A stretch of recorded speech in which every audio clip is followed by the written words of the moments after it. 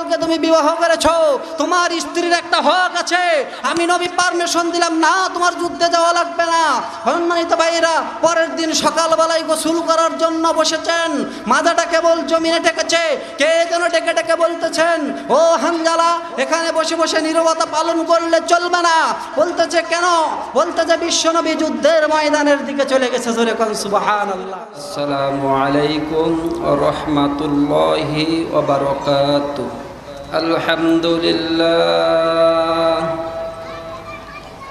আলহামদুলিল্লাহ নাহমাদুহু ওয়া নাস্তাঈনুহু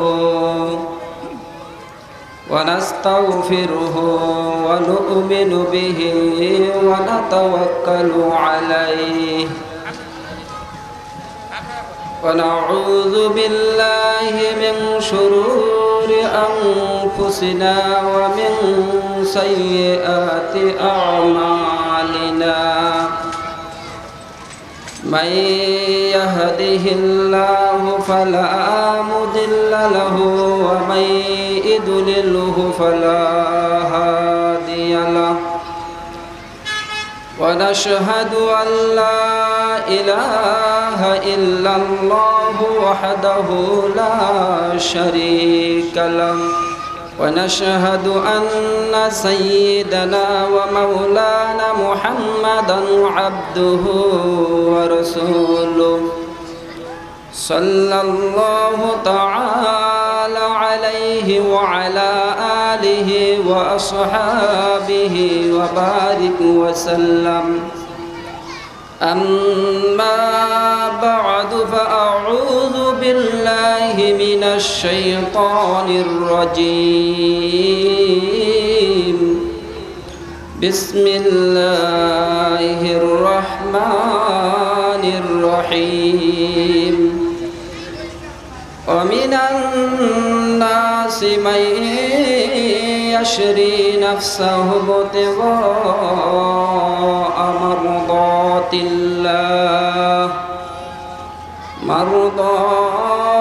الله والله رؤوف بالعباد. قال النبي صلى الله عليه وسلم حب الدنيا رأس كل خطيئة. صدق الله العظيم. আরাফাত তারতিলুল কোরআন যাত্রাবোড়া মাদ্রাসায় এলাকাবাসী কর্তৃক আয়োজিত দ্বিতীয় বার্ষিক ইসলামী মহাসম্মেলনের শ্রদ্ধেয় ভাজন সম্মানিত জনাব সভাপতি মুআজ্জাজ মুকাররম সম্মানিত উলামায়ে ইকরাম, সর্বস্তরের মুসলমান ভাইয়েরা, পর্দার অন্তরালে অবস্থানরতা অত্যন্ত শ্রদ্ধেয় আমার মা ও বোনেরা, আল্লাহ তাবারক ওয়া তাআলার দরবারে লক্ষ কোটি শুকরিয়া আদায় করছি, যেই মহান আল্লাহ রাব্বুল আলামিন এই রহমতি বরকতি সামিয়ানার নিচে এসে বসার সুযোগ দান করলেন। ওই আল্লাহর কাছে আমরা অন্তর স্থল থেকে শুকরিয়া আদায় করি, সকলেই বলি আলহামদুলিল্লাহ। কিছুক্ষণ আগে এই মাঠ ছিল কলেজের মাঠ, কিন্ডারগার্টেন স্কুলের মাঠ, ফুটবল খেলার মাঠ। আজকে কোরআন এবং হাদিসের মাহফিল হওয়ার কারণে এই মাঠ হয়ে গেছে জান্নাতের বাগান। চিৎকার দিয়ে বলেন সুবহানাল্লাহ। সম্মানিত ভাইয়েরা, আমরা এখন কার বাগানের মেহমান বলেন? জান্নাতের বাগানের মেহমান। যতক্ষণ মাহফিল চলতে থাকবে ততক্ষণ আপনারা জান্নাতে আল্লাহর মেহমান। জোরে বলেন, কার মেহমান? আল্লাহর মেহমান। আমি অনুরোধ করব, সর্বপ্রথমে যারা অযথা স্টলে বসে চা খাচ্ছেন কিংবা খান না, অল্প সময়ের জন্য যদি মাহফিলে চলে আসেন, হয়তোবা এই কথাগুলো শোনার কারণে কঠিন কিয়ামতের ময়দানে আল্লাহ রাব্বুল আলামিন আমাদেরকে মাফ করে দিতে পারেন। জোরে বল সুবহানাল্লাহ। সম্মানিত ভাইয়েরা, পৃথিবীর শ্রেষ্ঠ দুইটি স্থান, একটা হইল মক্কা আর অপরটা হইল মদিনা।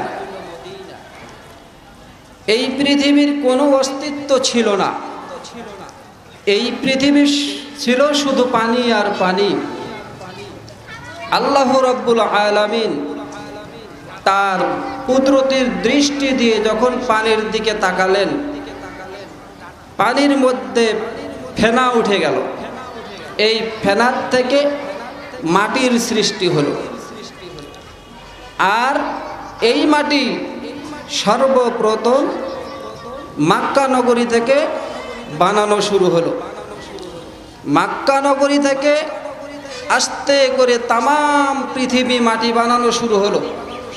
মক্কা নগরী হলো পৃথিবীর নাভি, পৃথিবীর মধ্যস্থল হলো এই মক্কা নগরী। আর এই মক্কা নগরীতে আল্লাহ রাব্বুল আলামিন ইন্না আউওয়ালা বাইতি উদিআ লিন-নাসি লাল্লাযী বিবাক্কাতা মুবারাকান ওয়া হুদাল লিল আলামিন, সর্বপ্রথম আল্লাহ রাব্বুল আলামিন বাইতুল্লাহ শরীফ নির্মাণ করলেন। চিৎকার দিয়ে বলেন সুবহানাল্লাহ। আর এই বাইতুল্লাহর দিকে যদি কোনো ব্যক্তি একবার তাকায়, তাহলে তার আমল নামায় 120টা রহমত নাজিল হবে। কয়টা? 120টা। যদি কোনো ব্যক্তি বাইতুল্লাহর সামনে একবার তওয়াফ করে, তাহলে পারে তার জিন্দেগির গুনাহ আল্লাহ রাব্বুল আলামিন মাফ করে দেন। এমনভাবে মাফ করে দেন যে আজকে যেমন একটা শিশু জন্মগ্রহণ করেছেন, কোনো গুনাহ করে নাই, এইরকম আল্লাহ তাআলা নিষ্পাপ করে দেন। সুবহানাল্লাহ। শুধু তাই নয়, যদি কোনো ব্যক্তি 1 রাকাত নামাজ আদায় করে, পৃথিবীর অন্য কোনো জায়গায় 1 লক্ষ রাকাত নামাজ আদায় করার সমান সওয়াব প্রতি রাকাতে আল্লাহ রাব্বুল আলামিন দান করে দেন। ভাইরা আমার, এক হলো আল্লাহ রাব্বুল আলামিনের ঘর বাইতুল্লাহ শরীফ আল্লাহ রাব্বুল আলামিন নির্মাণ করলেন। দ্বিতীয়ত আল্লাহ রাব্বুল আলামিন সর্বশ্রেষ্ঠ গ্রন্থ, মহাগ্রন্থ আল কোরআনে কারীম আল কোরআনে কারীম মক্কা নগরীতেই নাজিল করেছেন। 3 নম্বর হলো বিশ্ব নবী, সর্বশ্রেষ্ঠ নবী, সাইয়্যিদুল মুরসালিন, খাতামান নবিয়্যিন, জনাবি মুহাম্মদুর রাসূলুল্লাহ সাল্লাল্লাহু আলাইহি ওয়াসাল্লামকে তামাম বিশ্বের মানব গোষ্ঠীর হেদায়েতের উদ্দেশ্যে মক্কা নগরীতেই প্রেরণ করেছেন। সুতরাং কতগুলো জিনিস একত্রিত হওয়ার কারণে এই জায়গার দাম আল্লাহ রাব্বুল আলামিন বাড়ায় দিয়েছেন। মানব জাতির শ্রেষ্ঠত্বের 3টি কারণ আছে। 1 নম্বর কারণ হলো আল্লাহ রাব্বুল আলামিন মানব জাতিকে আশরাফুল মাখলুকাত কেন ঘোষণা দিলেন? তার 1 নম্বর কারণ হলো সমস্ত মাখলুকাতের মধ্যে থেকে আল্লাহ রাব্বুল আলামিন মানুষদেরকে কোরআন দান করেছেন। এটা সবচাইতে বড় নিয়ামত। 2 নম্বর হলো আল্লাহ রাব্বুল আলামিন সমস্ত মানুষ গোষ্ঠীর মধ্যে থেকে সাইয়্যিদুল মুরসালিন, খাতামান নবিয়্যিন, জনাবি মুহাম্মদুর রাসূলুল্লাহ সাল্লাল্লাহু আলাইহি ওয়াসাল্লামকে নির্বাচিত করেছেন। 3 নম্বর হলো আমরা যে ঘরের দিকে মুখ করে নামাজ আদায় করি, সেই ঘর তো মনে হয় কেন রূপগঞ্জ নাকি? মক্কাতুল মুকাররমা। আল্লাহু আকবার। যেই জায়গায় পানি পাওয়া যায় না, যেই জায়গায় ফসল বলতে কিছু হয় না, শুধু পাহাড় আর পাহাড়, বিশাল উঁচু উঁচু পাহাড়, তাও এবার আমাদের দেশের মতো না। উঠানামাই যে কি ক্লান্তি! আল্লাহু আকবার। এই উঁচা উঁচা পাহাড়গুলো ডেঙ্গে আমাদের নবী মুহাম্মদুর রাসূলুল্লাহ বলুন সাল্লাল্লাহু আলাইহি ওয়াসাল্লাম কিভাবে যে দিনের দাওয়াত দিতেন, আল্লাহু আকবার। ভাইরা আমার, 3 কারণে আরব দেশকে আমরা ভালোবাসবো। 1 নাম্বার হলো কোরআনের ভাষা হলো আরবি। 2 নাম্বার বিশ্ব নবীর ভাষা হলো আরবি। আর একটা কারণ হলো 3 নম্বর হলো জান্নাতের ভিতরে সকল ভাষা হবে আরবি।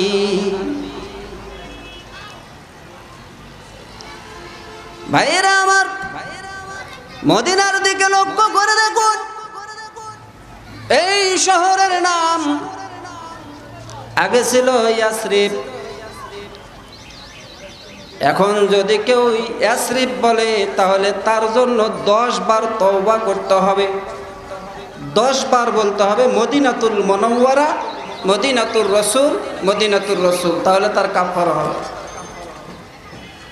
ভাইয়েরা আমার, যদি আপনি মদিনায় যান দেখবেন, যদি আপনি কোনো কুকুরকে রুটি দেন, যেই কুকুরটাকে আপনি রুটি দিবেন ওই কুকুরটা নিবে, আর একটা কুকুর দৌড়ায় আসে না। আগ থেকে এই যদি আসে থাকে, লেজ 2 ঠ্যাঙ্গের মাঝখানে ঢুকাইয়া স্যালেন্ডার হয়ে বলতে থাকে, তুই কিন্তু শক্ত করিস না, আমিও করব না।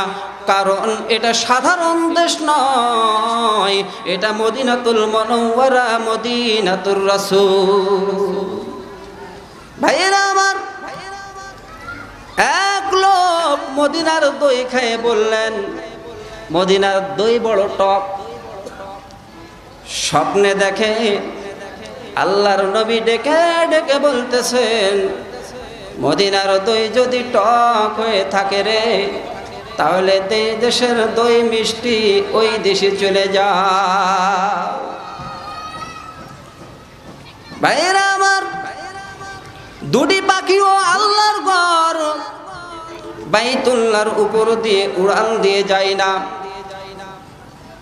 2টি পাখি যখন উড়াল দিয়ে যায়, বাইতুল্লাহর বরাবর আসার সাথে সাথে একজন আর একজনকে ডেকে ডেকে বলতে থাকে, থাম, আর সামনে যাস না, রাসূলের সাথে বেয়াদবি হবে। এই জন্য বরাবর আসার সাথে সাথে 2টা 2 দিক দিয়ে উড়াল দিয়ে চলে যায়।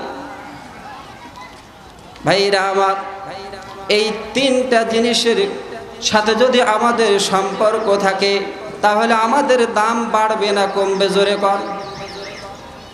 এই জন্য তো হাজী সাহেবরা প্রতি বছর মদিনায় হজ করতে যায়, যায় কি যায় না, জোরে কর। আল্লাহ রাব্বুল আলামিন বলেন, ওয়াল্লাযীনা আমানু আশাদ্দু হুব্বাল লিল্লাহ। মুমিন যারা, তাদের অন্তরে আল্লাহ এবং আল্লাহর রাসূলের মহব্বত সবচাইতে বেশি। তারা প্রয়োজন হলে সব কিছু ছাড়তে পারে, কিন্তু আল্লাহ এবং তার রাসূলকে ছাড়তে পারে না। হযরত হুসাইন রাদিয়াল্লাহু তাআলা ছোট, 7 বছর বয়স। হযরত আলী রাদিয়াল্লাহু তাআলা কোলে নিছেন, কোলে নিয়ে আদর করতেছেন, চুমু দিচ্ছেন। হুসাইন বললেন, আব্বা কেন গো আপনি আমাকে চুমু দিলেন? তোমাকে ভালোবাসি, এই জন্য চুমু দিলাম। হযরত হুসাইন বলে, আব্বা শুধু কি আপনি আমাকে ভালোবাসেন? আমার ভাই হাসানকে আপনি মহাব্বত করেন না? হ্যাঁ মহাব্বত করি। আপনি কি আমার মা ফাতিমাকে মহাব্বত করেন না? বলে হ্যাঁ মহাব্বত করি। আপনি কি আমার ভাই হাসানকে মহাব্বত করেন না? বলে হ্যাঁ মহাব্বত করি। এখনই পরীক্ষা হয়ে যাবে। এই মুহূর্তে যদি আল্লাহর নবী দিন প্রতিষ্ঠার জন্য নানাজি যদি যুদ্ধের ময়দানে যাওয়ার জন্য ডাক দেয়, ও আব্বা আপনি কি ঘরে বসে থাকবেন না যুদ্ধের ময়দানে ঝাঁপায়ে পড়বেন? হযরত আলীর চেহারার রং পরিবর্তন হয়ে গেল, চোখগুলো বড় বড় করছেন, বলতেছে হুসাইন রে, সুযোগ পাইয়া তুমি কত বড় প্রশ্ন করে বসেছো রে হুসাইন, তোমাকে ভালোবাসি, তোমার ভাই হাসানকে আমি ভালোবাসি, তোমার মা ফাতিমাকে ভালোবাসি রে, কিন্তু শুনে রাখ এই মুহূর্তে যদি আল্লাহর নবী দিন প্রতিষ্ঠার জন্য যদি ডাক দেয়, তোমাকে না একটা ছাড় দিয়ে ফেলায় দেয়া প্রয়োজন যদি হয়, আমি আলী নিজের জীবনটা আল্লাহর রাস্তায় দিতে প্রস্তুত আছি। এদেরকেই বলা হয় সত্যিকারের আশেকে রসুল। আর আমরা এমন আশেকে রসুল, আমরা এমনে এমনে গাই, একটু বলবো, আমরা এমনে এমনে গাই, আমরা এমন ভাবে গাই যে পাবলিক আমাদের ভুলটা ধরে ফেলে। আমি এক মজলিসে গেছি, এক বেটায় গাইতেছে, দিবানিশি মন রে আমার আর দিও না যন্ত্রণা, হাইরে ধন যদি হইতাম ধনী, হাইরে ধন যদি হইতাম ধনী, যাইতাম সোনার মদিনা। শুনে কিন্তু ভালো লাগে, ঠিক না? এক পাবলিক লাফ দিয়ে উঠে গেছে মজলিস থেকে, লাফ দিয়ে উঠে বলতেছে, এই বসেন,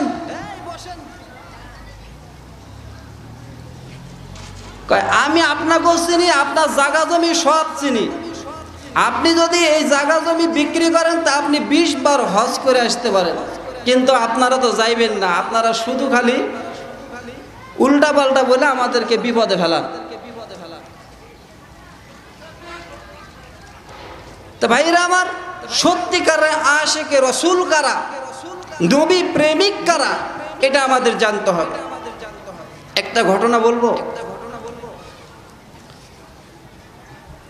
খুব খেয়াল করে শুনবেন। নাম হলো হযরত আবু সালমা। কি নাম?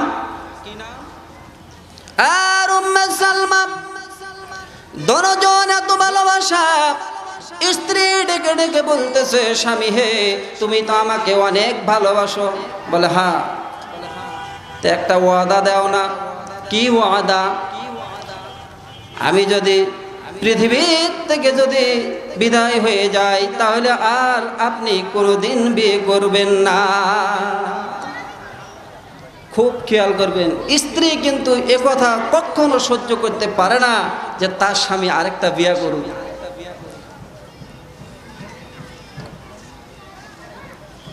আবু সালমা বলে, ও উম্মে সালমা, ওয়াদা দিলাম যদি পৃথিবীর থেকে আমি বিদায় হয়ে যাই, কিংবা তুমি যদি বিদায় হয়ে যাও, আমি আর জিন্দগিতে কোনোদিন কোনো স্ত্রী গ্রহণ করব না। আবু সালমা যখন ওয়াদা দিলেন, উম্মে সালমা বলতেছেন, স্বামী হে আমিও একটা ওয়াদা দিলাম, তুমি যদি আমার আগে পৃথিবীর থেকে বিদায় হয়ে যাও, আমি আর জিন্দগিতে কোনোদিন কোনো পুরুষ গ্রহণ করব না, যাতে করে কঠিন কিয়ামতের ময়দানে স্বামী আর স্ত্রী আমরা দুজন একসাথে আল্লাহর তরি জান্নাতের ভিতরে প্রবেশ করতে পারি। চিন্তা করুন কি পরিমাণ ভালোবাসা। আর আমাদের দেশের স্ত্রী মহিলা স্বামী যদি একটু বাড়ির থেকে বাইর হয়, মনে মনে দোয়া করে, আল্লাহ ঠেডা পড়ে মরতো। কারণ আমাদের আখলাখ ভালো না, তো সব কাম আমরা করি, কিন্তু একটু যদি আমাদের বেতাল হয়, আমি জানি না তুমি কেমন, তুমি ভালো না বদের হাড্ডি। ভাইরা আমার, আবু সালমা ডাক দিয়ে বলতেছেন, ও উম্মে সালমা, তোমার এই প্রস্তাব আমি গ্রহণ করি না, বরং আমি স্বামী হইয়া আল্লাহর দরবারে দোয়া করব, প্রভু হে আমার আদরের স্ত্রী উম্মে সালমা যেন কষ্ট না পায়, আমার আদরের স্ত্রীর জন্য আমার চাইতে উত্তম একটা স্বামীর ব্যবস্থা করে দিও। স্বামীর দোয়া আল্লাহর দরবারে কবুল হয়ে গেল। খেয়াল করেন, দনদন রওনা হলেন, সন্তান নিয়ে রওনা দিলেন মদিনাতুল মুনাওয়ারায়। যেই দেশে রাসূল নাই এই দেশে আর আমরাও থাকবো না। পথিমধ্যে আবু সালমার গোষ্ঠীর লোকজন এসে বললেন, আবু সালমা রে, তুমি মদিনায় যাও, কোনো আপত্তি নাই, কিন্তু শুনে রাখো, আমাদের গোষ্ঠীর একটা কন্যা নিয়ে মেয়ে নিয়ে তুমি মদিনাতুল মুনাওয়ারায় যাবে, তা আমরা দিতে পারি না। তাদের ধারণা হলো আবু সালমার তার স্ত্রীর প্রতি যেই মহাব্বত, যেই ভালোবাসা, এই স্ত্রীর মহাব্বতে সে আর মদিনাতুল মুনাওয়ারায় যাবে না, এই হলো তাদের উদ্দেশ্য। আবু সালমার গোষ্ঠীর লোকেরা বলেন, আবু সালমা রে, তুমি মদিনায় যাও, কোনো আপত্তি নাই, কিন্তু শুনে রাখো, আমাদের গোষ্ঠীর একটা শিশু বাচ্চা নিয়ে তুমি মদিনাতুল মুনাওয়ারায় যাবে, তা আমরা দিতে পারি না। ভাইরা আমার, খেয়াল করুন, সন্তান যখন নিয়ে যায় তখন তিনি ডাক দিয়ে বলতেছেন, রে আমার গোষ্ঠীর লোকেরা, তোমরা মনে করেছ আমার সন্তান নিয়ে গেলে আমি আর মদিনাতুল মুনাওয়ারায় যাব না? হে আমার শ্বশুর গোষ্ঠীর লোকেরা, তোমরা মনে করেছ আমার স্ত্রী নিয়ে গেলে আমি আর মদিনাতুল মুনাওয়ারায় যাব না? আল্লাহর কসম, শুনে রাখো, আমি সন্তান ভালোবাসি, স্ত্রী ভালোবাসি, তার চাইতে লক্ষ কোটি গুণ আল্লাহ এবং তার নবীকে আমরা ভালোবাসি। যদি মদিনাতুল মুনাওয়ারায় গিয়ে আল্লাহর নবী, বিশ্ব নবী রাহমাতুল লিল আলামিনকে যদি একটা নজর আমি দেখতে পাই, তাহলে শুনে রাখো, আমার মনে যত ব্যথা আছে সমস্ত ব্যথাগুলো মুহূর্তের মধ্যে দূর হয়ে যাবে। খুব খেয়াল করেন ভাইরা আমার, আবু সালমা রাদিয়াল্লাহু তাআলা মদিনাতুল মুনাওয়ারায় গিয়ে আল্লাহর নবী, বিশ্ব নবী রাহমাতুল লিল আলামিনের চেহারা মোবারকের দিক তাকায়া বললেন, আল্লাহর নবী গো, রাস্তায় এসে আমার কলিজার টুকরো সন্তান হারাইয়াছি, রাস্তায় এসে আমার আদরের স্ত্রী হারাইয়াছি। ও গো নবীজি, তাতে আমার কোনো দুঃখ নাই গো নবীজি, কিন্তু আপনার চেহারা মোবারকের দিক তাকায়া আমি আবু সালামা অতীতের সব দুঃখগুলো ভুলে গেছি।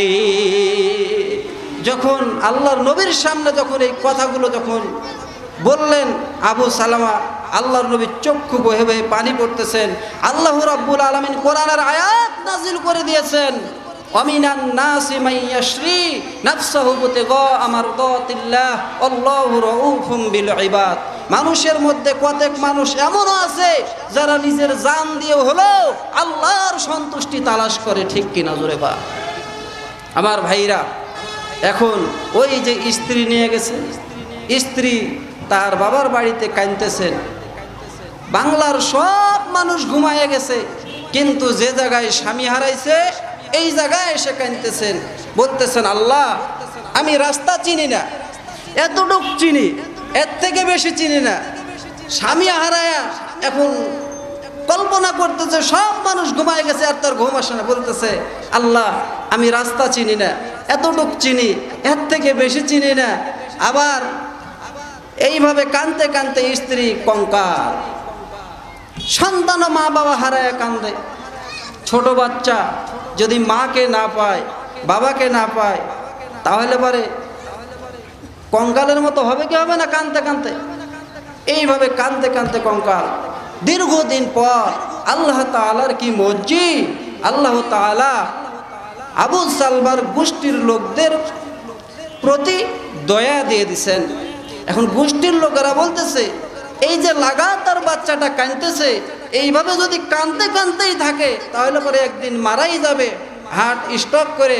অতএব এই বাচ্চাটাকে যদি তার নানার বাড়িতে পাঠিয়ে দেওয়া যায় তাহলে পরে তার মাকে পাইলে মনটা একটু কি সন্তুষ্ট থাকবে।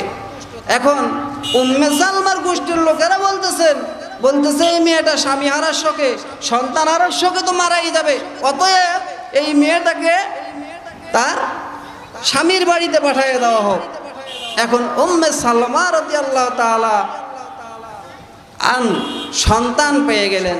এখন সন্তান পেয়ে গেলেন, সুদূর মদিনার দিকে রওনা দিবেন। ভাইরা আমার, মদিনার দিকে রওনা দিবেন। হযরত উসমান এসে বলতেছেন, উম্মে সালমা, মনে যদি তুমি কিছু না লাও তাহলে আমি একটা কথা বলতে পারি। কি কথা?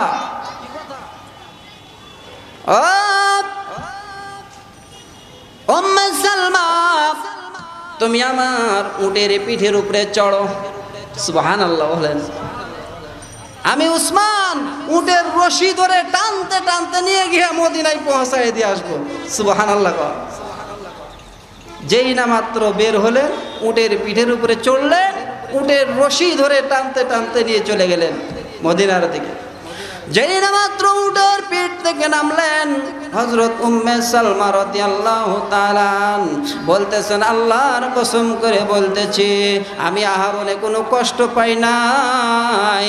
কারণ আবু সালমার স্ত্রী বলতেছে, উম্মে সালমা সাক্ষ্য দিতেছে, বলতেছে ওসমানের মতো আদর্শবান সাহাবী আমি আর জীবনও দেখি না। বিসমিল্লাহির রহমানির রহিম।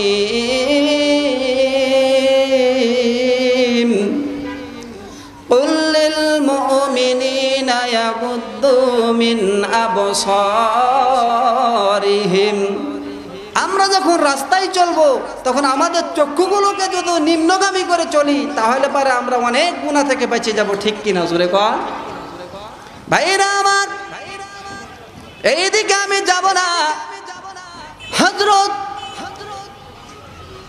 উম্মে সালমা যখন উট থেকে নেমে গেলেন, মদিনার এরিয়ার মধ্যে যখন ঢুকেছেন, কে যেন ঘোষণা দিতেছেন, তোমরা কারা গো, যারা বাজারে আসো তাড়াতাড়ি মদিনা মসজিদের দিকে রওনা দাও, ঘর থেকে বাইর হয়ে যাও, কিছুক্ষণ পর আবু সালামার জানাজার নামাজ হবে। আল্লাহ। যেই না মাত্র উম্মে সালমার কানে আওয়াজ এসেছে, মনে হয় মাথার উপরে আসমান ভেঙে পড়েছেন। উম্মে সালমা বলতেছেন, ও ঘোষক, কোন আবু সালমার জানাজার নামাজ হবে রে? ওই ঘোষক ডাক দিয়ে বলতেছে, ও মহিলা, আপনি চিনবেন না গো, এই আবু সালামা ধন সম্পদ হারায়া, সন্তান স্ত্রী হারায়া মদিনাতুল মুনাওয়ারায় এসেছিলেন। ওই আবু সালামা আর পৃথিবীতে নাই। ওই আবু সালামা চিরদিনের জন্য পৃথিবীর থেকে বিদায় নিয়ে চলে গেছেন। না, আমি বিশ্বাস করি না আমার আবু সালমা বিদায় হইতে পারে না। সামনে এক কদম যায়, আবার পিছনে এক কদম চলে আসে, আর মনে মনে কল্পনা করে, আহারে প্রাণের স্বামী যদি বিদায় হয়ে যায়, কার কাছে যাব, কোথায় যাব? এই শহর যে আমার চিনা জানা নাই, কে আমাকে আশ্রয় দিবে? এইভাবে এক কদম দুই কদম করে হাঁটতে হাঁটতে উম্মে সালমা আবু সালামার লাশের কাছে হাজির হয়ে বলতেছেন, রে আবু সালমা, আমার বিশ্বাস হয় না তুমি পৃথিবীর থেকে চিরদিনের জন্য চলে গেছো। না না, আমার বিশ্বাস হয় না। যদি তুমি অভিমান করে থাকো, ভুল করে, তাহলে তুমি একটাবার তাকায়া দেখো, আমি তো একাই আসি নাই, তোমার সন্তানকেও আমি সঙ্গে করে নিয়ে এসেছি। এইভাবে যখন তিনি কালক্রন্দন শুরু করলেন, নবীজি উপস্থিত সাহাবীরা কেউ চোখের পানি সামলায় রাখতে পারলেন না। আল্লাহর নবী বলেন, রে উম্মে সালমা, আর কান্দিস না রে, চোখের পানি মুছে ফেল। আবু সালমা যদি চিরদিনের জন্য চলে যায়, আমি মুহাম্মদ তো আর পৃথিবীর থেকে বিদায় হই নাই। যা যা, বাকি জিন্দগির জন্য আমি নবীজি তোর জিম্মাদার হয়ে গেলাম। দাফনের পরে ইদ্যত যখন বের হলো, নবীজি গেলেন উম্মে সালমার ঘরে, গিয়ে প্রস্তাব দিলেন। উম্মে সালমা প্রস্তাব গ্রহণ করে নাও। বিবাহের প্রস্তাব। না, আপনার প্রস্তাব আমি গ্রহণ করতে পারি না। কেন? আমি না বিশ্ব নবী? আল্লাহর নবীকে উম্মে সালমা বলতেছে, নবী গো, আবু সালমা যখন আমার স্বামী ছিল চাস্ত ভাই, আমি তো আবু মাইয়ার মেয়ে। ওগো নবীজি, স্বামী থাকা অবস্থায় উম্মে সালমা বলতেছেন, আবু যখন আমার স্বামী ছিল সালামা, তখন ওই অবস্থায় আমি ঘন ঘন অভিমান করতাম। আর এখন যদি বিশ্ব নবীর বউ হই, আর এইভাবে যদি আমি ঘন ঘন আগের মতোই অভিমান করি, তাহলে অতীতে যা সোয়াব ইনকাম করছি সব সোয়াবগুলো আমার নষ্ট হয়ে যাবে। অতএব বাড়তি সোয়াব করার দরকার নাই। ওগো নবীজি, যা ইনকাম করছি অতীতে এটি থাক, বাড়তি সোয়াব করার দরকার নাই। জোরে কোন সুবহানাল্লাহ। আল্লাহর নবী বলেন, ও উম্মে সালমা, তুমি যখন আমার বউ হবে, ও উম্মে সালমা, তোমার যত অভিমান করার করো, আমি নবীজি তোমার অভিমানে নারাজ হব না। এখন আমি আপনাদের কাছে একটা প্রশ্ন করতে চাই, আমার ভাইরা, আমাদের এই এলাকায় রূপগঞ্জে যদি শেখ হাসিনা আসে, তাহলে পরে স্থানীয় যে নেতাগুলো আছে, এই নেতাগুলো মার লেগে যায় স্লোগান নিয়ে এসে স্টেজে ওঠার জন্য। কি জন্য? সাংবাদিকরা ক্যামেরাম্যানরা ছবি তুলবে, তখন দেশনেত্রী শেখ হাসিনার পাশে আমার ছবিটা দেখা যাবে। তাহলে এলাকার লোকজনরাও কইব, ওই দেখো আমরা লোকটাও কম বড় নেতা না।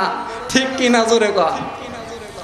এখন যদি উম্মে সালমা মুহাম্মদুর রাসূলুল্লাহ সাল্লাল্লাহু আলাইহি ওয়াসাল্লামের বউ হয়, তাহলে দাম বাড়বে না কমবে? ভাইরা আমার, আল্লাহর নবী যখন বলল, আল্লাহর নবীকে ডেকে বলতেছে, ওগো নবীজি, আমি মুহাম্মদুর রাসূলুল্লাহ সাল্লাল্লাহু আলাইহি ওয়াসাল্লামের যদি স্ত্রী হই, আমার আর একটা শর্ত আছে গো নবীজি। দুইটা শর্ত আমার। জোরে কোন কয়টা? দুইটা। এক নম্বর শর্ত হলো, ওগো নবীজি, আমার চাচতো ভাই আবু সালামার সঙ্গে আমি যখন স্বামী স্ত্রী ছিলাম, তখন আমার যেই পূর্বের সন্তান ছিল, আপনি না আমাকে গ্রহণ করবেন, সন্তানকে না আপনি গ্রহণ করবেন না। কথা তো ঠিক, আমাকে গ্রহণ করবেন, কিন্তু সন্তান তো আর আপনি গ্রহণ করবেন না। আল্লাহর নবী বলেন, ও উম্মে সালমা, আমি সালমার সন্তান সহ আমি গ্রহণ করতে চাই। সুবহানাল্লাহ। এখন উম্মে সালমা উম্মাহাতুল মুমিনিনের মধ্যে অন্তর্ভুক্ত হয়ে গেলেন, উম্মত জননী হয়ে গেলেন। যেরকম সুবহানাল্লাহ। ভাইরা আমার, এদেরকেই বলা হয় সত্যিকারের আশিকে রাসূল। আর আমরা অনেক গাই, যা পাবলিক আমাদের ভুল ধরে। হৃদয়েতে কাবা, নয়নে মদিনা, ছেড়ে দে নৌকা মাঝি যাব মদিনা। এখন যদি নৌকাটা সদরঘাট থেকে ছাড়ে, কবে মদিনাত যাবে কোন? আপনারাই কোন। নাউজুবিল্লাহ। এগুলা গান। সম্মানিত ভাইরা, এই জন্য আল্লাহ রসুলের মহাব্বত অন্তরের মধ্যে ফিট করতে হবে। যেমন আমরা ইতিহাস জানি, হানজালা রাদিয়াল্লাহু তাআলা যখন যুদ্ধের ময়দানে ডাক এসেছিল, হানজালা যখন যুদ্ধের ময়দানে যেতে চাইল, তখন বলল, আল্লাহর নবী বলল, না, তোমার যুদ্ধে যাওয়া লাগবে না। কিন্তু কেন যুদ্ধে যাওয়া লাগবে না? হুজুর, আমি তো যুবক মানুষ। হানজালাকে আল্লাহর নবী বলতেছে, ও হানজালা, গতকালকে তুমি বিবাহ করেছো, তোমার স্ত্রীর একটা হক আছে। আমি নবী পারমিশন দিলাম না, তোমার যুদ্ধে যাওয়া লাগবে না। সম্মানিত ভাইরা, পরের দিন সকালবেলায় গোসল করার জন্য বসেছেন, মাথাটা কেবল জমিনে টেকেছে, কে যেন ডেকে ডেকে বলছে, বলতেছেন, ও হানজালা, এখানে বসে বসে নীরবতা পালন করলে চলবে না। বলতেছে কেন? বলতেছে বিশ্বনবী যুদ্ধের ময়দানের দিকে চলে গেছে। জোরে কোন সুবহানাল্লাহ। হানজালা আর দেরি করে নাই, সত্যিকার আশিক রাসূল ছিলেন। হানজালা সঙ্গে সঙ্গে দৌড় দিলেন ঘরের দিকে, বিবিকে ডেকে বললেন, বিবি রে, আর দেরি করো না, জলদি করে আমার তরবারিটা দাও। জলদি করে তরবারিটা নিয়ে এসে বিবি হাতে দিলেন। বিবি বলতেছেন, স্বামী আমার, একটুখানি দাঁড়াও। গত রজনীতে আমি স্বপ্নে দেখেছি আকাশ থেকে একখণ্ড মেঘ নামে আসলো, মেঘের উপরে আপনি চললেন, আর আকাশের দরজাটা বন্ধ হয়ে গেল, আর আপনি ভিতরে ঢুকলেন। স্বামী গো, মনে হয় আমার এই স্বপ্নটা শুভ হবে না, কিন্তু আপনি নাপাক, কালকে বিয়ে করেছেন, আজকে শরীরটা নাপাক হয়েছে। হানজালা বলতেছে, বিবি রে, এখন গোসল করতে যাব। গোসল করতে করতে যদি আমার নবীর সংবাদ আসে, নবী নাই, আমি যদি মদিনায় গিয়ে নবীকে না পাই, তাদা পয়গম্বরকে না দেখে যদি আমি মরা পয়গম্বরকে আমার দেখা লাগে, ও বিবি বলো কি জবাব দেব আমি আসিয়া তোমার কাছে? এদেরকেই বলা হয় সত্যিকারের আশিক রাসূল। যখন একজন মদিনার বাড়িতে বাড়িতে বলে বেড়াচ্ছে, বলতেছেন না নবী নাই, নবীজি শহীদ হয়ে গেছে। একজন মহিলা দৌড় দিয়েছেন মাঠের মধ্যে, পথে যেতে যেতে একজনের সঙ্গে সাক্ষাৎ হয়ে গেছে। বলতেছে, ও মহিলা, তুমি কোথায় যাইতেছো? তোমার প্রাণের স্বামী শাহাদাতের পেয়ালা পান করেছে, তোমার কলিজার টুকরো সন্তানও নাই, সন্তানও শহীদ হয়ে গেছে। মহিলাটি বলতেছেন, আমি স্বামী মরার সংবাদ শুনতে চাই না, আমার কলিজার টুকরো সন্তান হারানোর সংবাদ শুনতে চাই না। আমাকে আগে সত্যিকারে বলো, আমার রসুল কেমন আছে? জোরে বল সুবহানাল্লাহ। আসলে গান গায়ে রসুলের মহাব্বত অন্তরের মধ্যে ফিট করা সম্ভব নয়, ঠিক কিনা? জোরে বলে। আমি আপনাদেরকে বলবো, সত্যিকারের রসুলকে মহাব্বত করতে হবে অন্তর দিয়ে। কি দিয়া? অন্তর দিয়ে মহাব্বত করতে হবে। আল্লাহ রাব্বুল আলামিন এই আমল করার তৌফিক দান করুক। আমি এই বলে শেষ করলাম। আসসালামু আলাইকুম ওয়া রাহমাতুল্লাহি ওয়া বারাকাতুহু।